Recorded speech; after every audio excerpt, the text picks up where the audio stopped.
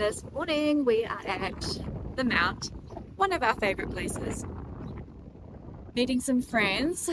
I try to get here once a week. It's such good training climbing up that mount with this 9 kg weighted vest. In a minute I'll flip her around and she'll do her morning nap and it will be great.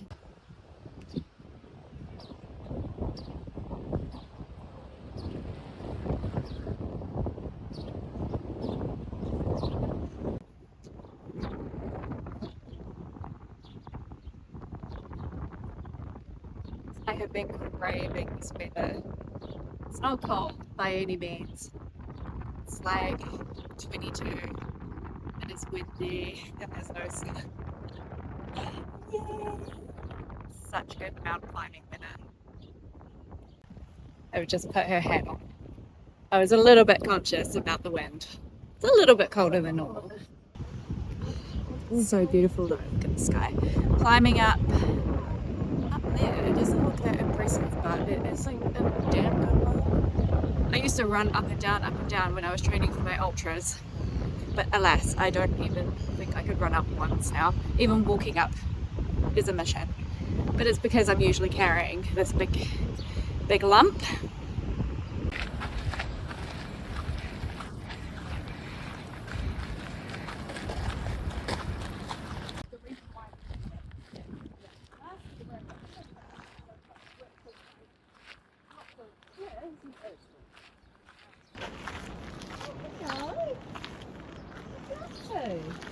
I see that.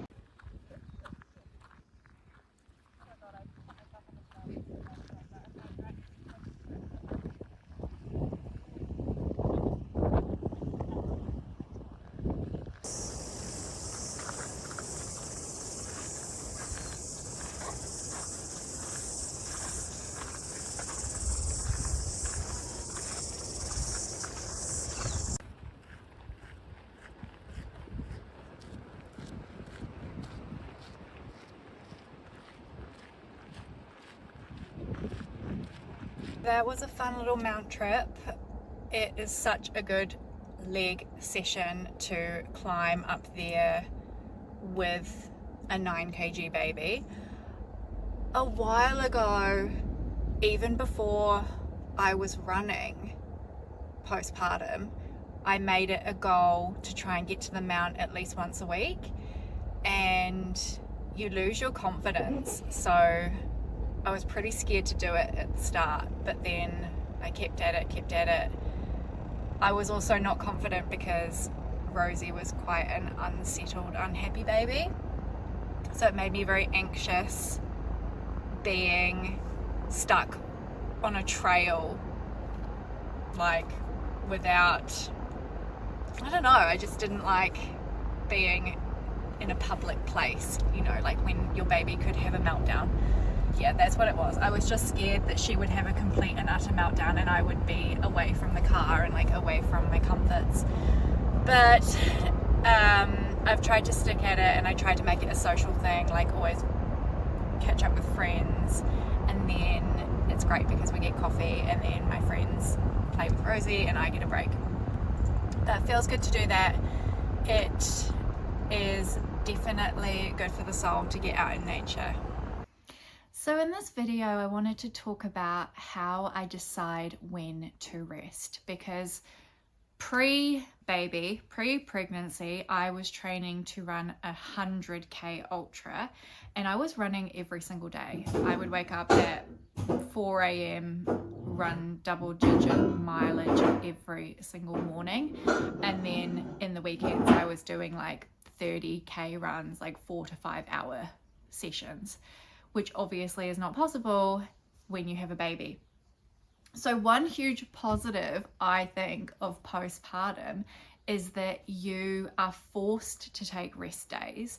And I think I'm way more efficient now with my training, because when I get the time to go and train, I use that time wisely. Obviously, I'm not able to train for a 100k ultra right now, but focusing on speed work at the moment has been really good for me, because in those moments when I can get out, I go for it, because I know that I might not get the chance for another 3 or 4 days. A non-negotiable for me though is always core.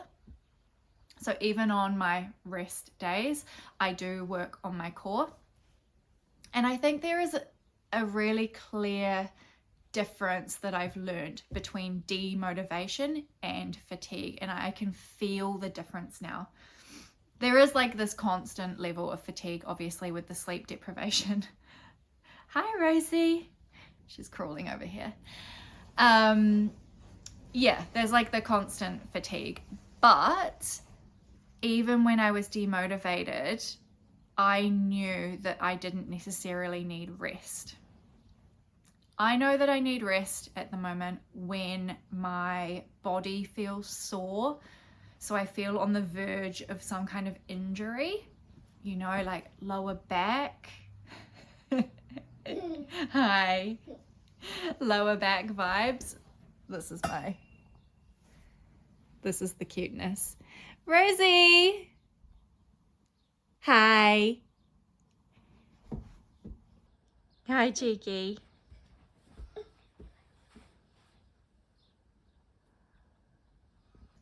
Postpartum positive is you become a lot more efficient with your training, which I have enjoyed. Something else that's interesting that I've found is that I do almost feel stronger than I felt before, because I've been forced to do more strength sessions in the gym. I feel really strong, and it's really reassuring to know that I can do this with the sleep deprivation, with the healing body, with the healing hormones. If I'm able to even get out and do something, even if I just do an easy day, like, it's better than nothing, and it really boosts your confidence. Like, you're a badass. How are you able to juggle all this? Okay. She thinks I'm a badass too. And that's another thing. I am a role model now for this little girl, and I want to show her that anything is possible. I want her mum to be her ultimate idol. Baby is asleep for her lunch nap. I just had a shower, washed my hair. That's why it's wet. It'd be like that. I want to end this video on just some supplements that have made me feel really good postpartum. Probably any time, but they're like non-negotiables for me. You can spend a lot of money on supplements, so I've kind of weaseled it down to just these 5. Yeah, 5. First and foremost, creatine. I have a scoop of this every single day, even if I haven't trained. So even on those rest days, I take my creatine. It doesn't matter which brand you buy, it's all the same. So it's not about the fancy packaging or anything. Just go for like the cheap one. In the morning, so every single morning, I take a probiotic. At the moment, I've got this Life Stream one, but I do mix it up. I think I read somewhere that it's good to keep introducing different probiotics to your system. Also in the morning, I take an omega-3. This is a vegan, plant-based omega-3. I'm vegetarian, but I believe that any type of omega-3 is really important. When you're postpartum, you lose a lot of your hair. That is a journey. And so anything that can look after your hair health, your nail health, your joint health, your knees, I'm all for it. This one is quite expensive because it's a vegan plant-based one. I think this is probably the most expensive thing that I buy. That's it for the morning. In the evening, I take a iron. Super important. And some magnesium. Magnesium is really good for muscle recovery, but the reason why I'm loving it at the moment is because with all of the wake ups that we're constantly doing, the magnesium just helps me to fall back to sleep maybe just a little bit faster. Um, and I've been taking magnesium for years, so it is good for just intense training, which I'm not doing at the moment, but I was doing, which is why I was taking magnesium. Another supplement that I would love to start taking again is called curcumin. Curcumin. It's pretty pricey, so I've stopped taking it, but that is super good for joint health as well. It's just not in the budget right now. But one day, when I'm back at work, I will probably start buying that again. So these are my supplements. These keep me feeling good and also very affordable when you are on a tight budget.